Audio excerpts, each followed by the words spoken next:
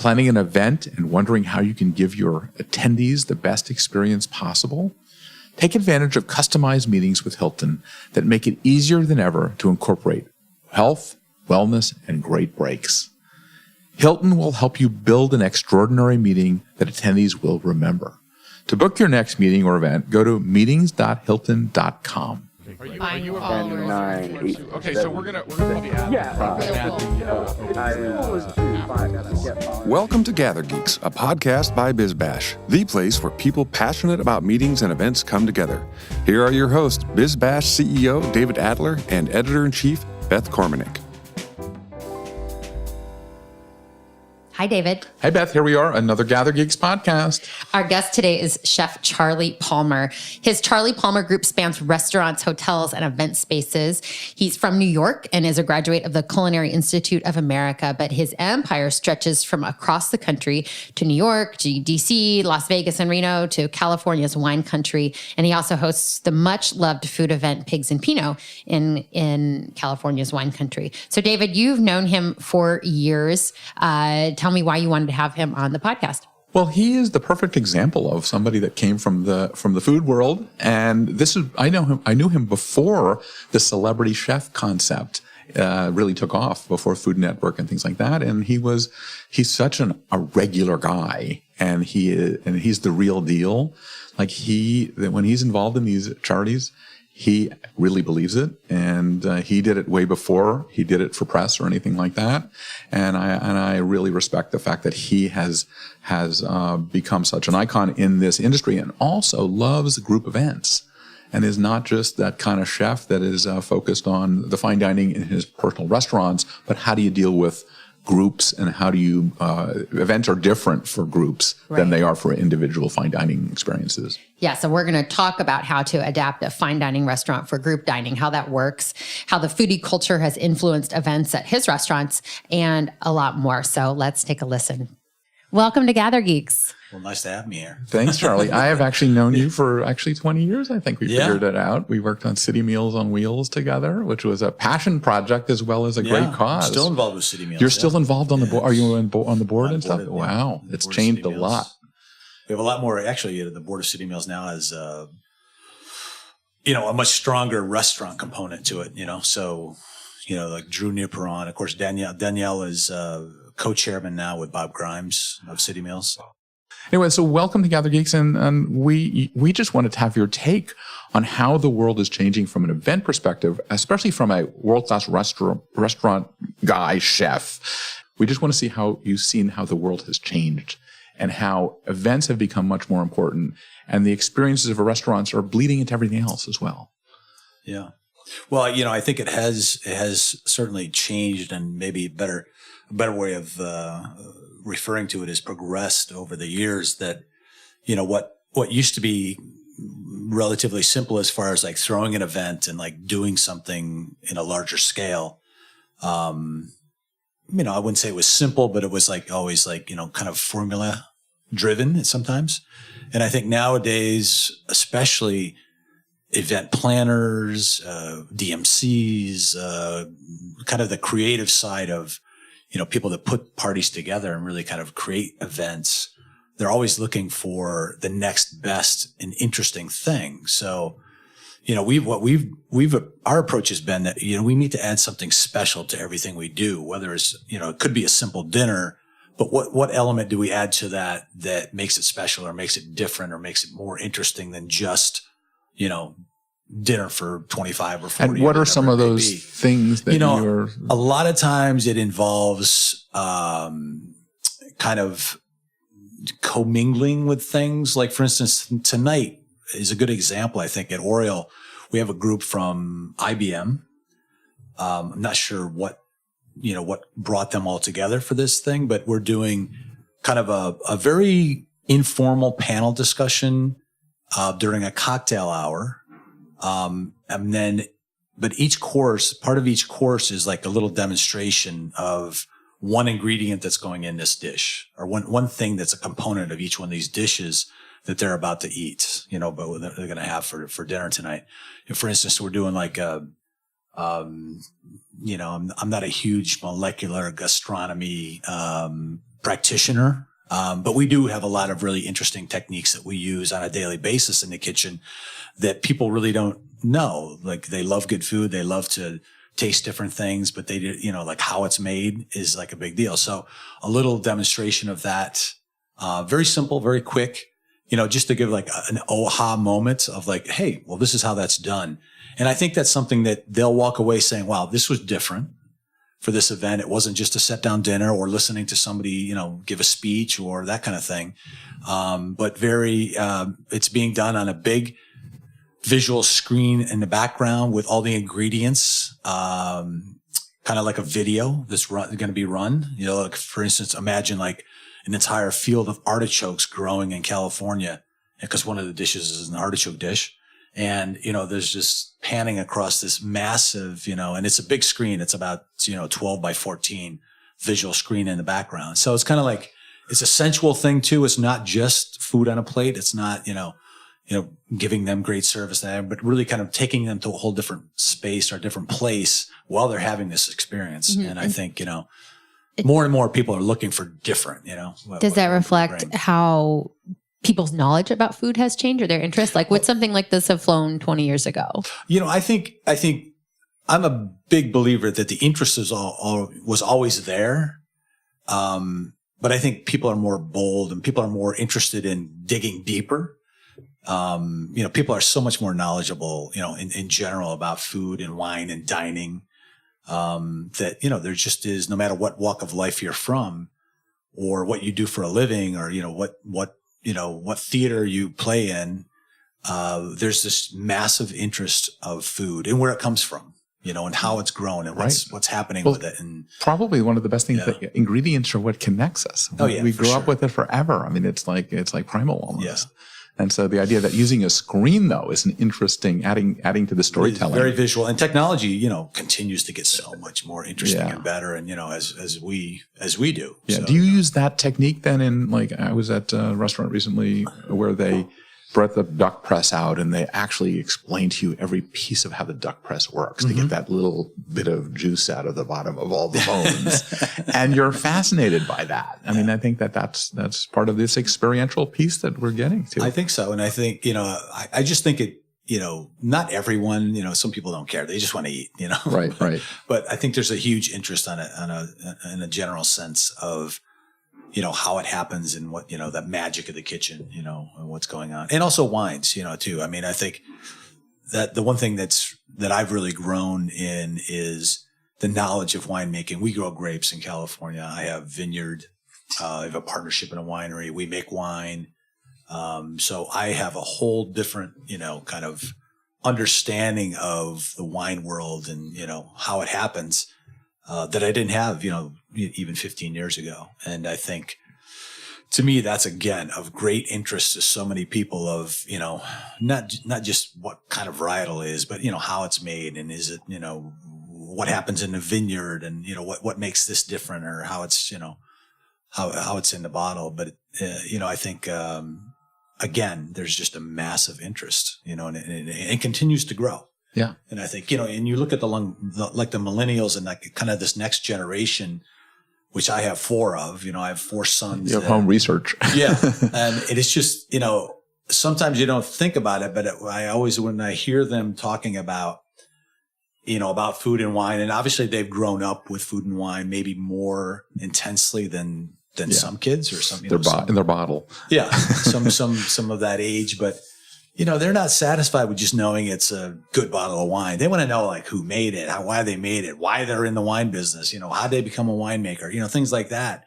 And, to me, that's interesting because they want to know a lot more than even we did back then, when we were that age. And I think that's just a good signal of what's coming in the future, and when people say, this whole thing about, well, you can have anything delivered and, eat it up. Yeah, of course you can. But it's not the same experience. It never will be. And I think that's why we're very fortunate to be in this arena that's never going to go away. In fact, we may see a bigger shift because, dining, whether it's, two people dining together in a restaurant, on a romantic evening or whatever have you, or it's a group of 60 people. It brings people together. It inspires conversation. It makes people think and talk about things, not just food and wine, but about their lives. And I think that's a really important thing for us, especially at this point, in the world, that we live in today. So. Absolutely. Yeah. I mean, that's the ultimate. I did some work at the State Department, and we did these chef programs, and it's about the chef is the ultimate diplomat. Yeah. I mean, they're the ultimate collaboration artists. The chefs, the farmers, the bakers, makers of everything that, that we enjoy, whether it's food product or, whether it's, something we wear, I think that's an interesting.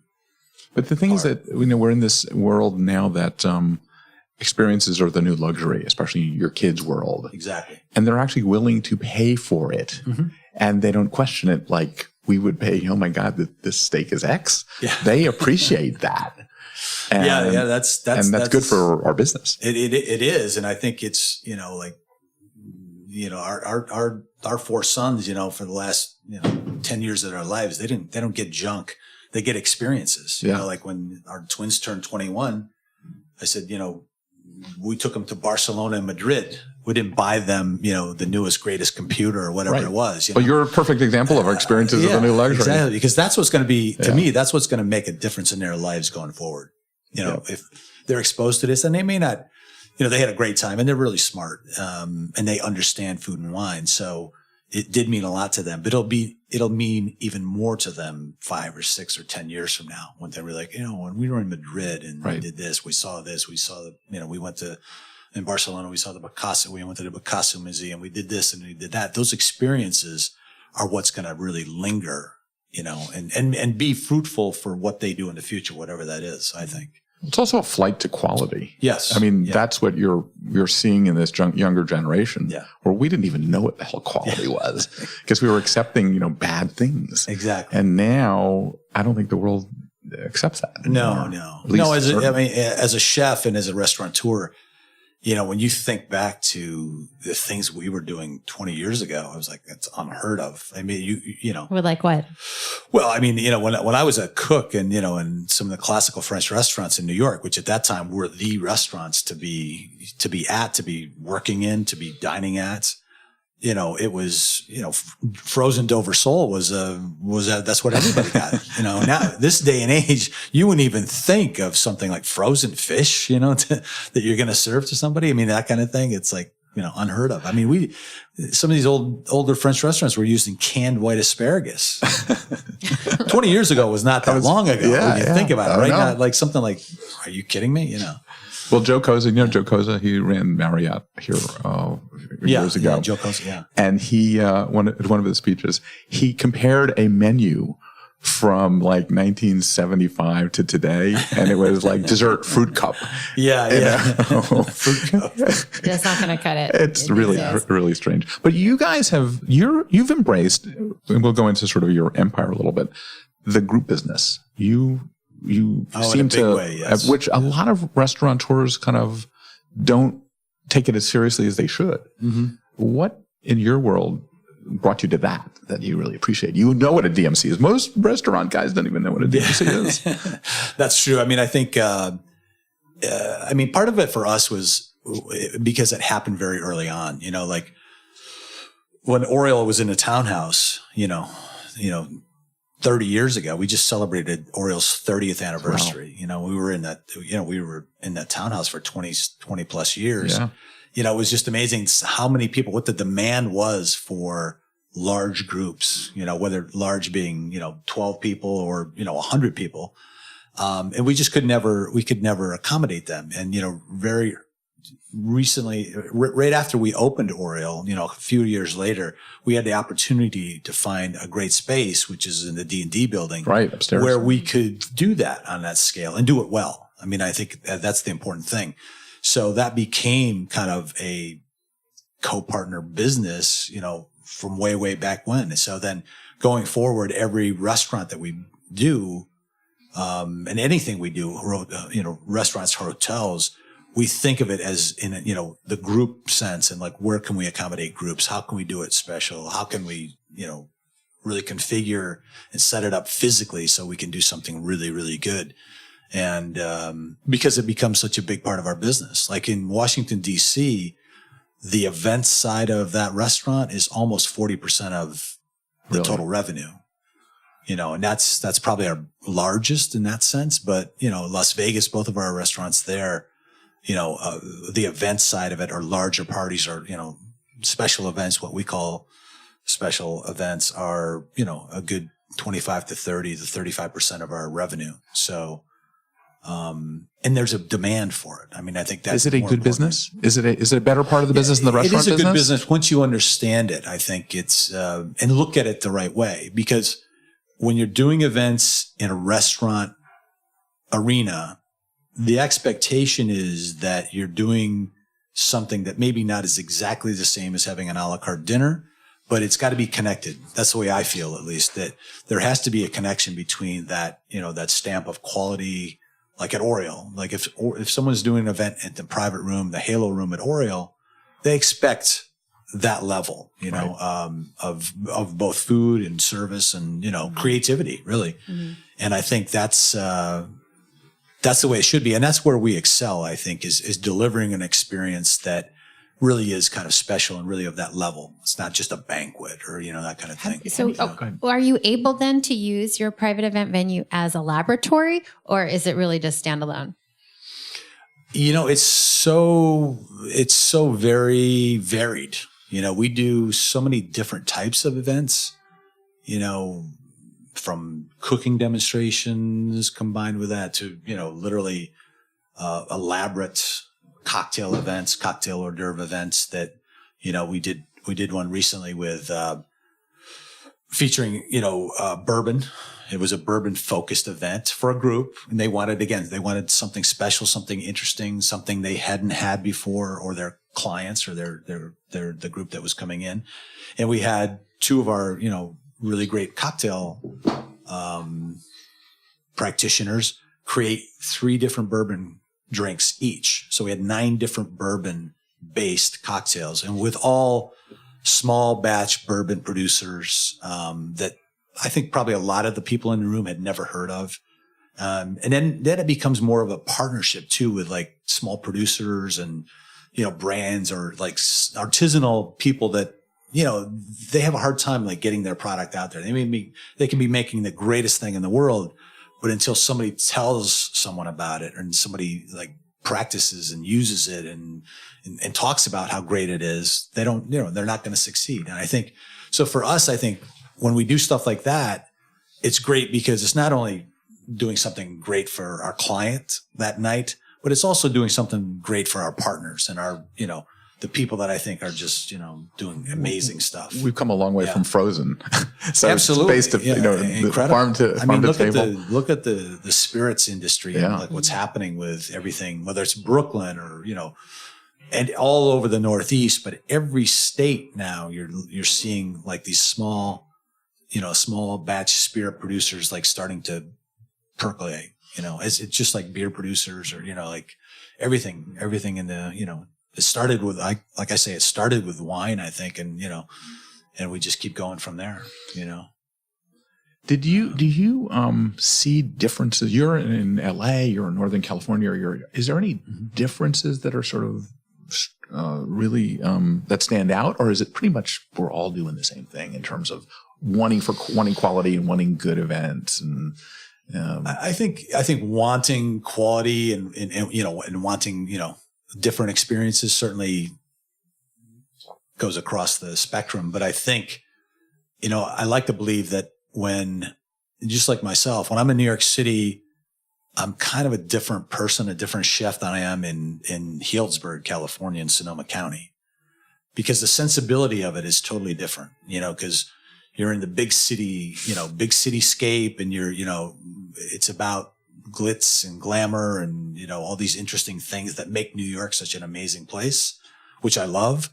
But then when you get to Sonoma, where literally everything is growing in your back door, right? It's being brought to the back door, is growing in the backyard, is, in the vineyard. I mean, we do I can't tell you how many dinners we do in the vineyard, events in the vineyard, literally setting up rows of tables like between the vines, which is kind of a special experience. You can't do that in Manhattan, right? And you wouldn't want to, that's not what it's about. But when you're there, it gives that guest, no matter where they're from, a sense of what it's like to live in the wine country, what it's like to be there. Which I think is really cool. I mean, all our hotel projects are like that too. I want people, when people come and stay in our hotels and dine in the restaurants there, and I want them to get at least a glimpse of what it's like to be someone from Napa or living in Napa or living in Sonoma, that kind of thing, because it's something they may never do that. They may never live there, but if they can go away, after a couple of days with that, wow, that's amazing. What it's like to be there. Is it special? It's long standing. Is it Charlie Palmer DNA, or is it the local area DNA in the way you operate your business? Or is there something that connects everything, or is it finding the connection in the local? I think finding the connection in local partners, we call them, is certainly a big part of it. But I have to, I have a very strong feeling, as you can sense, probably hearing me talk about it. I have a very strong feeling of what I think a great experience is. And, and it frustrates me if we don't deliver that great experience, and I think, fortunately we have such amazing teams of people and people that have real passion for what they do, that they get it too. It's like, it's not hard if you really believe in something and you want to show somebody a great time. It's not hard to do it. I really don't think it is. And, but that being said, I mean, we have to have that feeling, and that starts with me, but it's our whole team that, has to have that kind of same sensibility. Yeah. What's your number one rule when it comes to service? Number one rule? Yeah. Be nice. Be nice, because I think, we talk about this a lot. And I think what maybe, has been lost a little bit, in what I call, what we do is hospitality, is just being nice to people. Because, once you can break through that and people realize that, you're nice, everything is so much more enjoyable. Everything's so much more relaxed. Everything is so much more, it's more tasty. It tastes better if the person that's presenting this dish and, cooking for you is a nice person. I really believe that. And I think if you can get that across to people, they are just, and we've had tough customers on they're not naturally relaxed or easygoing or anything about it. It's New York. But if you can conquer them, if you can get them to that point, wow, they're like, they're different people. If they realize that you really care about them, you really want to take care of them, you really want them to have a great time,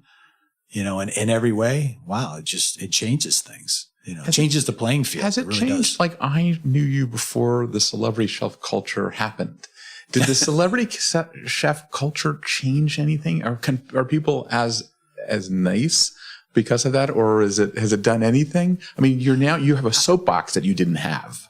Yeah, I think I'm just curious. I think to an extent it's changed. I mean, I have to say, I kind of chuckle when people talk about celebrity chef because, when you think about, celebrity, whatever, you don't think about working in a hot kitchen for 10 hours a day on your feet, and probably some of the most, unhealthy,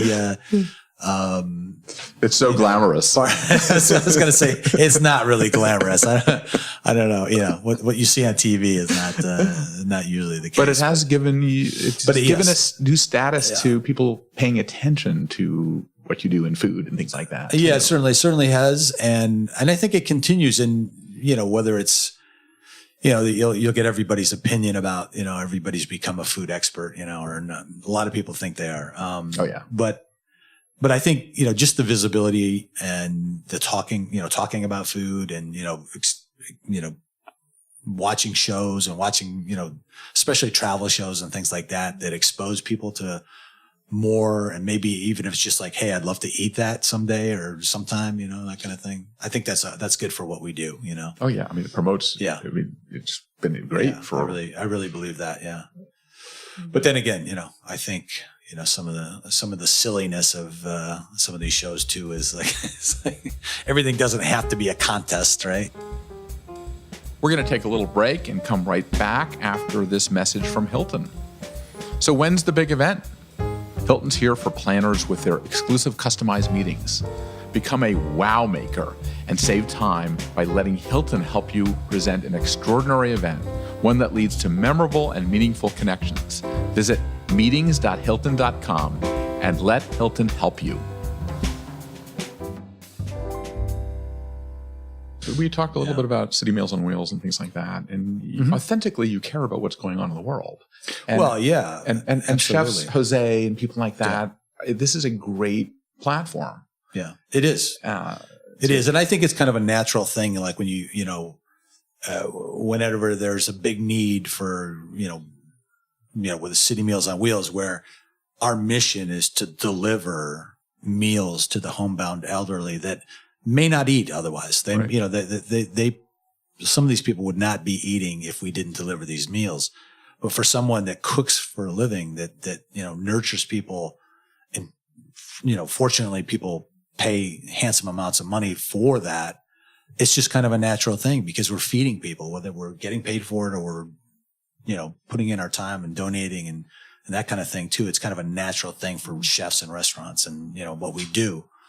So, I mean, I've always thought that's kind of a natural. Yeah. Were you affected by the wildfires in Northern California? Yeah, we certainly were. I mean, tourism was affected highly, and I don't, I'm not a huge believer in fake news, but when you get to the point where CNN is running the same fire over and over and over and over and over. Yeah. It was devastating for people. And, many people I know lost their homes. What I think was unfortunate is that the media only wants to talk about the gloom and doom. And I think it's, those same people that lost their homes, they're 90% of people in the wine country are in our business in some way, shape, or form, right? They're in vineyards, they're in wineries, they're in tasting rooms, they work, in restaurants, whatever it is. And, what people don't think about or news media doesn't think about or doesn't care about is that, hey, if there's no tourists, there's no business. If there's no business, these people are not only going to lose their homes, they're going to lose their jobs because, at the end of the day, it's about, the economy of that place too. So the messages that they happened, they were devastating for many, but like the Napa still fires open were there, for business. but I can tell you, literally months later, it was just beautiful. One of the most beautiful places in the world. You want to be there. The wine was not affected. No, it's not going to taste like smoke. all the things you heard, you still hear. I'm like, it was devastating. But I think, the whole, the fires this year and, which were not near the wine country so much, at all, really. But, everybody didn't read their geography, didn't take geography class either. They think like, oh, California's on fire again. Well, the whole state is basically the whole state is gone. It's a big state. It's a big state. Yeah. So, I mean, it's unfortunate, but again, I mean, I can't tell you how much, the restaurant community and chefs, really came together and helped. I don't, how many firefighters we fed for literally months, we house people in our hotels that lost their homes, that really, where are your hotels actually? In Healdsburg. In Healdsburg. So yeah, Hotel Healdsburg and H2. And are you doing other hotels? You had some other projects? We are, yeah. We have two other projects, another project in Healdsburg and then a project in Monterey.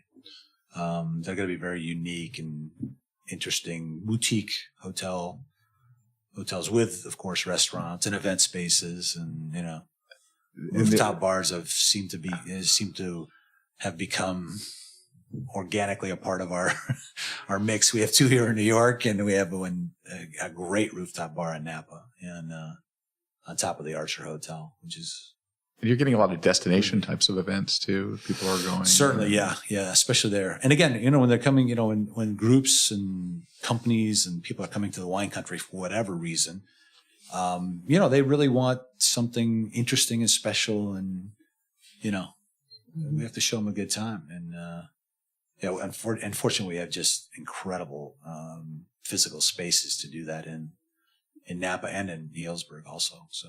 And you have your own event, Pigs and Pinot, and that's in We do, March. Pigs and Pinot. This will be our 13th year. Yeah. Tell us about the genesis of that event and how it's changed over the years. Yeah. Well, Pigs and Pinot really started as a fundraising dinner to raise money for a local school to build a library in Healdsburg.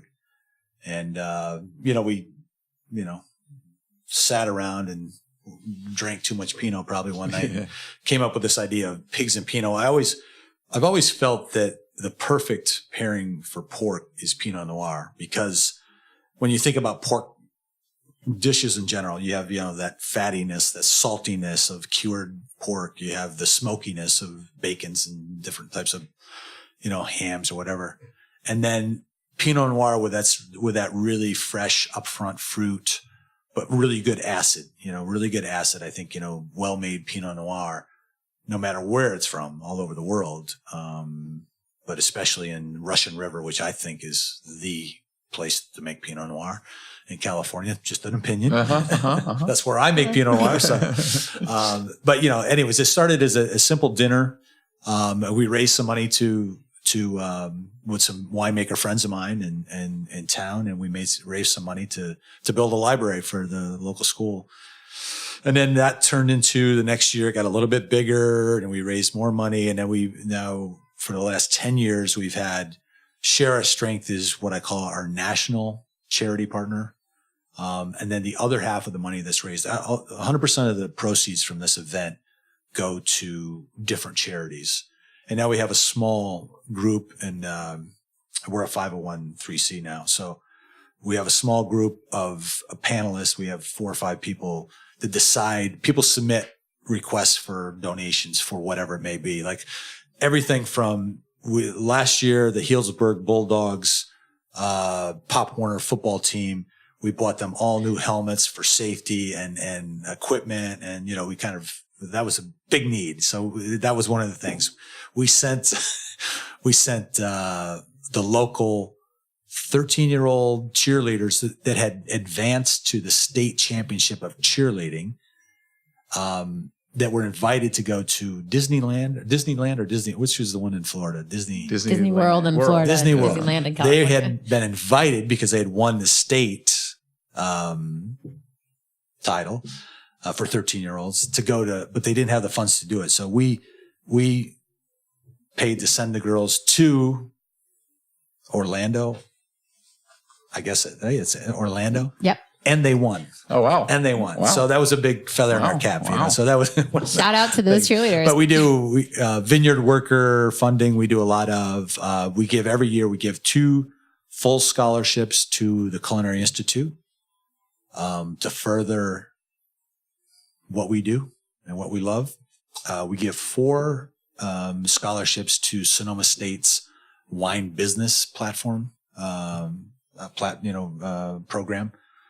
Because again, and you have to be a resident of Sonoma County to apply for these scholarships. And we have a small panel. So you have been, since I think I now know you 25 years instead of 20 years, from City Meals. I've been around.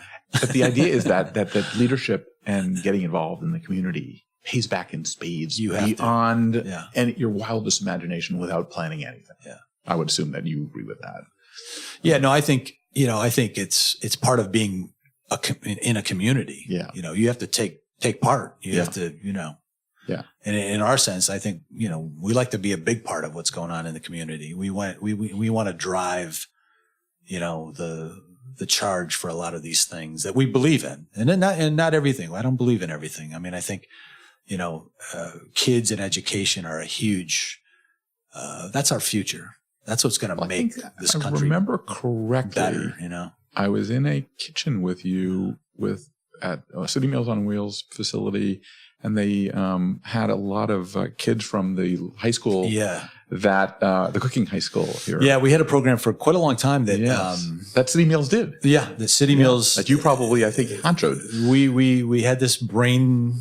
I was the brainchild of it. It was a program that took kids that were interested in food in a couple of different high schools in the city, and we prepared meals in one of the kitchens and delivered them. Yes, because I think that's the big part of it too. Is like understanding you're doing this, you're learning how to cook, you're learning kitchens, but you're also learning how to be a good person. Right. And all my kids have been on deliveries many times. I've dragged them around since nothing they were more inspiring. Yeah, they were, too small to be really, shouldn't have been out there probably. Right. My wife's like, what are you doing? Like, well, they have to know, but I think, now that they're 21, 23, 25 years old, they get it. I mean, my oldest son is involved in City Meals now, and he's, but because he gets it, like, hey, we're really fortunate. We're really, we've been really lucky, in what we do and what we love to do, and we need to help somebody else. There's something that you talk about the pigs and Pinot, the thing, and the City Meals on Wheels events. I mean, people at events, they want to participate and they want to be part of it. Are you seeing that in terms of your internal events? They do. And I think, we get incredible support from unsolicited support. We don't do like Pigs and Pinot. We don't do any kind of auction thing or anything. Once in a while, we'll do some special, like silent, bidding things, like, because people will donate them just because they love what we do. And, incredible, support, people just love the event, but they love what we're doing, right? So looking at it from another perspective, I'm sure there are lots of demands for you to participate in events. And some of our listeners here might be thinking, I would love to have Chef Charlie Palmer at my event. So what do you look for when somebody asks you to be part of something? Usually I'm part of things that first of all, I believe in, because, there's not every charity or not every, thing that's going on out there is, let's call it genuine, or as genuine as I'd like it to be. I mean, that's what I love about City Meals on Wheels. I mean, literally, 96 cents out of every dollar raised goes to make meals for the homebound elderly. That's unheard of, right? That's a well-run charity. I mean, even, I don't know if now, but even the office space was donated by someone at some point, so, I mean, that's what I want to know. I don't want to be involved in charities that are really not, they're kind of gray area charities, we call them. Like, what are they doing? What's their mission? Why are they doing it? Are people really passionate? I get tons and tons of, requests to do things. And I try to do as much as I can, if I believe in it. And then usually now it ends up being something that one of my colleagues or chefs like Danielle and I do, Bouloud and I do many things together because we have a lot of common interest. And, and if Danielle says, hey, will you do this thing with me, or with, Michael White and we just did some stuff together. It's because I like being with them. I like enjoying, and I believe in what they believe in, So I think that from an event standpoint, that's a very important part of it. One of the City Meals on Wheels chef corps was really interesting because that was one of the first places that a lot of the chefs met each other and got to know each other. For sure. And it was kind of an interesting social experiment in many cases.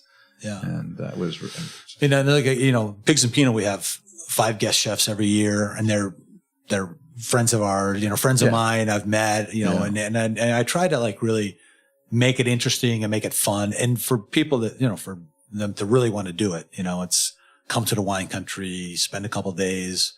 We try to program it very, carefully so they don't have to come and work like animals for 3 days. Right. That's not so much fun either. A lot of these chef events are you really work like a dog. You do. I mean, it's they're not fun. I've done some of these events. I'm I was doing an event. I won't tell you which one, but recently I'm and Dean Faring, who's we went to school together from Dallas and stuff.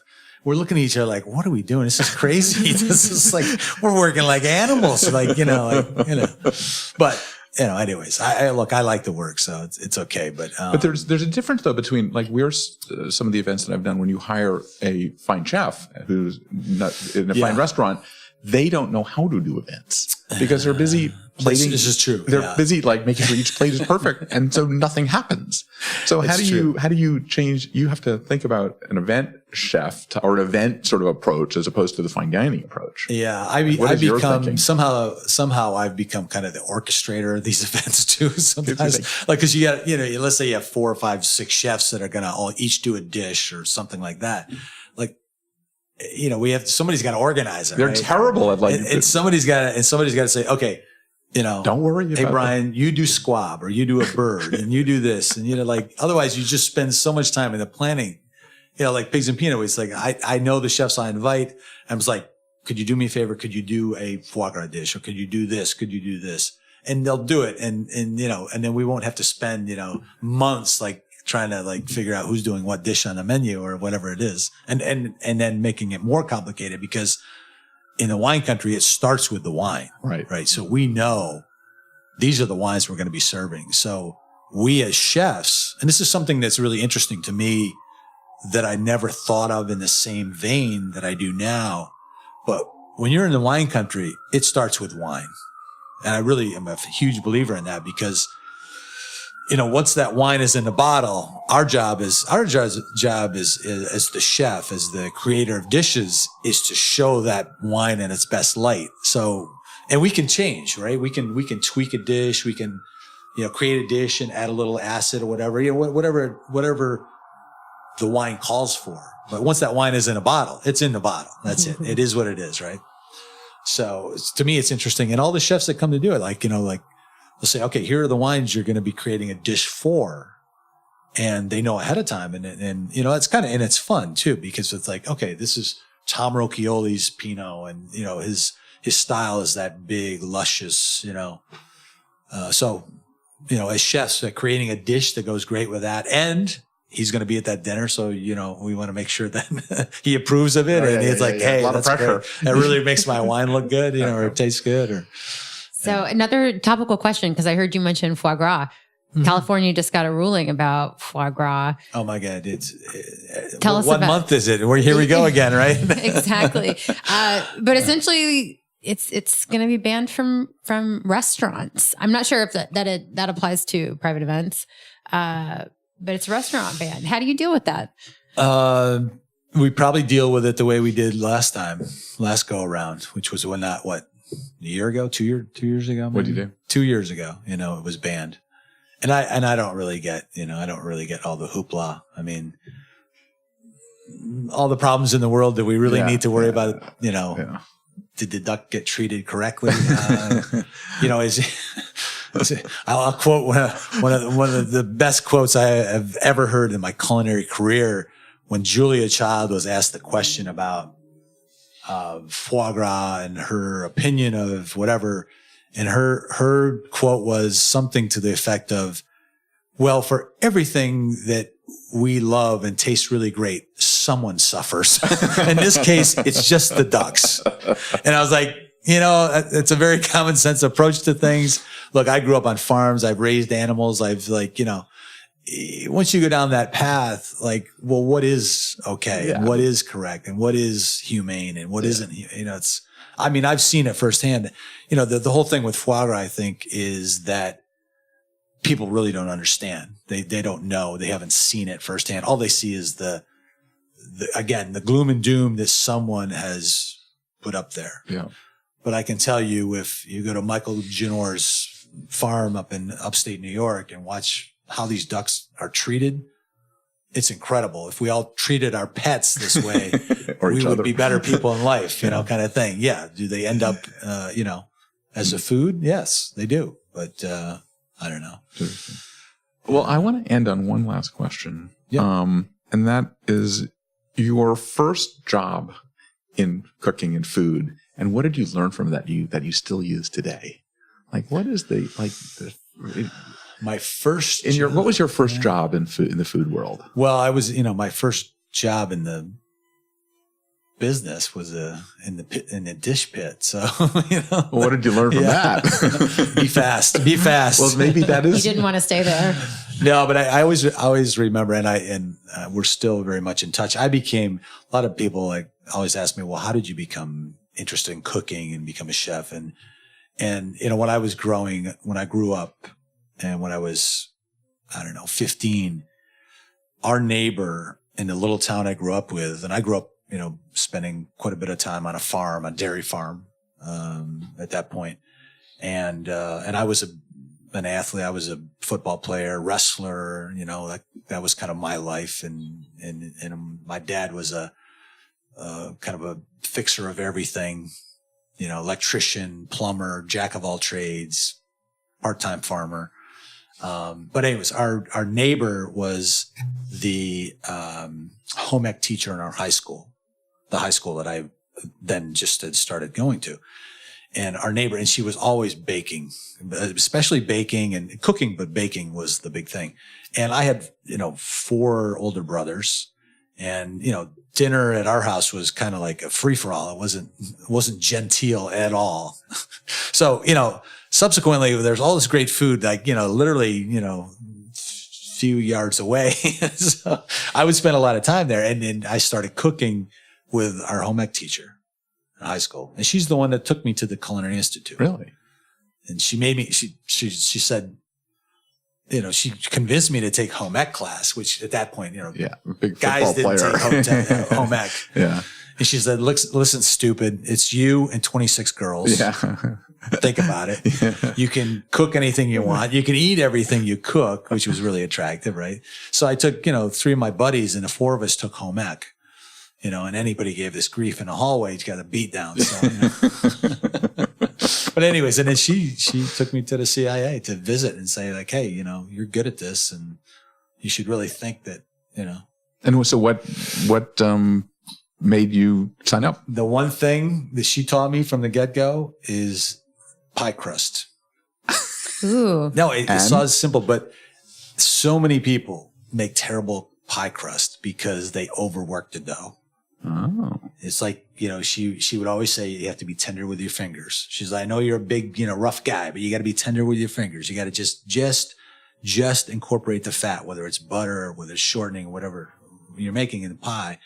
Just incorporate, just so it comes together. You can't knead it. You can't work it. You can't develop the gluten. And that's how you get that flaky, super buttery, flaky pie crust. I think there's a metaphor somewhere in there. That's Don't overwork the dough. That's like a poster. Don't overwork the dough. That's it. I think we're going to make Charlie Palmer posters. Don't overwork the dough. But she's still to this day. I talked to her. I just saw her a couple months ago, and and she sends me ginger chew cookies all the time, which are on a couple of our menus now. So that's great. Yeah. Well, thank you so much, Charlie. If somebody wants to book an event at your wonderful spaces all over, who do they call? Very simple. CharliePalmer.com. And our website is, I think, pretty, well, being totally redone as we speak, but I think, very self-explanatory. All our restaurants are on there. All of our event spaces are on there. What we do, the contact for each one of our and once again, sales people. I believe that you guys are one of the most event-friendly restaurant groups. Yeah, well, we try to in events. Yeah, we try to make it special. We try to, it's not just a large dinner. It's we have, what do we make? What can we do to make it special? Right. Thanks so much for joining us. Yeah, my pleasure. Thank you. Thanks for having me. All right, David, we're back in our studio. Celebrity chefs have come and gone. We've seen this phenomenon happen, but Charlie Palmer really has had longevity in what is a tough industry. Absolutely. And he knows, and we mentioned, and he talks about how the difference between event food and fine dining food. And he really gets it. And he even talked about how they're even doing the idea of specialty chef menus as opposed to actually having them in the room, which I thought was a really good solution. Mm-hmm. When he took over F&B at the Archer Hotel here in New York, he hosted a small media dinner at Charlie Palmer's Steak that I attended. And it's always great to be able to talk to a chef in a context like that, not to mention our podcast context, but that was just a memorable evening. And he, you can just chat. And he offered us, for instance, his advice for how to cook a steak. They're regular and down to earth. And it's always a delight to get a chance to pick a chef's brain and see, what's going on, and also talk to them about the business of it as well. Well, what also struck me about it is the idea that people want to learn how this stuff is made. Like you learned about about making a steak, but he is saying that they're adding the idea of video to the explanations so that they even go deeper and how to make things and how to describe what you're eating. Right. It feels very much like an insider experience. Yeah, exactly. So, Beth, what's going on at BizBash? I wanted to plug 2 super useful stories for event planners. We take our mission of educating event planners very seriously. And so one of these stories is about how to keep guests entertained while waiting in line. Lines happen. I love that. I love that. Yeah, you don't want your guests' first experience to be frustrating, right? Mm-hmm. So we have tips on how to alleviate lines, and when that's not possible, because it's not always possible, what you should do to educate or entertain guests while they wait. And the second one, another story that's well worth reading, is the latest edition of My Rules. So in this one, Robin Davis of the trade show consulting company When I Need Help digs into the nuts and bolts of having an effective trade show presence. So this tackles everything from training your team to tips for networking to choosing the best tech for your booth. So check that out. Both of these stories are on bizbash.com. Great. Well, one of the things that you can do to help us at the podcast here is to say that you like what you hear, if you do, and feel free to leave us a comment on whatever your favorite podcast channel or program is. But before we end, we'd like to thank the people that are involved in helping us put this podcast together. Claire Hoffman handles all of the editorial duties of the podcast. Dave Nelson is our producer, and Rebecca Pappas is responsible for getting this to you. So with that said, what do we say now? Gather on. Gather on. Thanks for listening to today's episode. If you like what you're hearing, be sure to subscribe to the podcast on iTunes or your favorite podcast app. We can be found on iTunes, Stitcher, SoundCloud, Player FM, Google Play, and Pocket Cast. Be sure to leave us a rating and review. It helps others discover the GatherGeeks podcast. We'd also love to hear from you. You can leave feedback on Twitter at GatherGeeks or leave us an email, gathergeeks@bizbash.com. We hope you'll join us again for the next episode of GatherGeeks. Until then, gather on.